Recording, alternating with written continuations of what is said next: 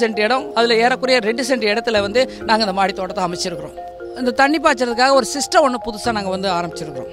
1000 ரூபாயிலேருந்து 1500 ரூபா, இனிஷியலாக வந்து ஒரு 2000 ரூபா ஒரு தேவைப்படும். சமையல் ரூம்லேருந்து வரக்கூடிய தண்ணியை முதல் நம்ம கலெக்ட் பண்ணிக்கிறோம். பக்கெட்டில் கலெக்ட் பண்ணிவிட்டு அதில் வந்து ஒரு பவுடர், பிரத்யேகமாக ஒரு பவுடர் தயார் பண்ணியிருக்கிறோம்.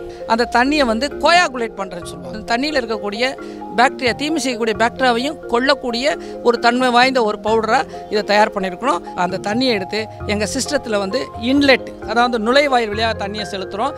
இது வந்து ஸ்லோ சாண்ட் ஃபில்ட்ரேஷன் சொல்லி இயற்கையில் இருக்கக்கூடிய மெத்தடை தான் நாங்கள் இங்கே டூப்ளிகேட் பண்ணியிருக்கிறோம். இப்படி வரும்போது அந்த தண்ணியை வந்து மறுபடியும் சுத்தமாகி எண்டில் வரும்போது ஏறக்குறைய நல்ல தண்ணீராக மாறிடுது.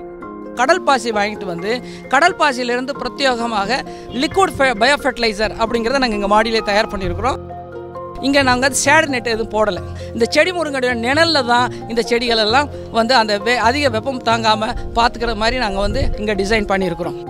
ஸோ இந்த செடிகள் வந்து காஞ்சிராமல் இருக்கிறதுக்காக என்ன பண்ணுறோம், நாங்கள் வந்து கறி இருக்கு இல்லையா, அடுப்பு கறியை போடுறோம், அல்லது மரப்பட்டைகள் இருக்கு இல்லையா, அந்த பட்டைகளை வந்து மேலாக போட்டுறோம். அதில் தண்ணி ஊற்றும் போது தண்ணியை நிறையா பிடிச்சும் வச்சுக்கிறது. ஒரு சைடு வந்து பார்த்தீங்கன்னா மல்லிகைப்பூ செடி இருக்கும், இன்னொரு சைடு பார்த்தீங்கன்னு சொன்னீங்கன்னா வறண்ட நில தாவரங்கள் இருக்கணும். இது வந்து ராத்திரிலையும் வந்து கார்பன் டை ஆக்சைடை ஃபிக்ஸ் பண்ணக்கூடிய பிளான்ட்டு. கீரைங்கிறது நாங்கள் வெளியில் வாங்கினதே கிடையாது. இந்த முருங்கைக்கு கீழாகவே வந்து நாங்கள் இந்த கீரையை போட்டிருக்கிறோம்.